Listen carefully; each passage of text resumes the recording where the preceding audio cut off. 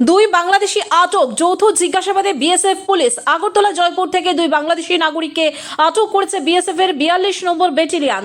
আটক দুজনের নাম জাহাঙ্গীর মিয়া এবং হৃদয় সরকার। তাদের বাড়ি বাংলাদেশের ব্রাহ্মণবাড়িয়া জেলায়। বিএসএফ সূত্রে জানা যায়, গোপন সূত্রে খবর পেয়ে অভিযান চালিয়ে তাদের আটক করা হয়। অভিযোগ, তারা বেআইনিভাবে ভারতীয় ভূখণ্ডে প্রবেশ করেছিলেন।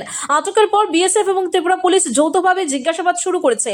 এই অনুপ্রবেশের পেছনে কোনো দালাল চক্র বা সীমান্ত পাচার নেটওয়ার্ক জড়িত রয়েছে কিনা তাও খতিয়ে দেখা হচ্ছে।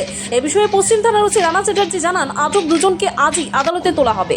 গতকাল রাত্রিবেলা রুটিন পেট্রোলিং এর সময় আমাদের এখানে যে 42 ব্যাটালিয়ন বিএসএফ আছে, ওনাদের স্টাফরা স্পেসিফিক ইন্টেলিজেন্সের উপর ভিত্তি করে দুজন বাংলাদেশকে আটক করে এবং আমরা আমাদের পুলিশ পার্সোনাল পুলিশ স্টেশনে হ্যান্ডওভার করে।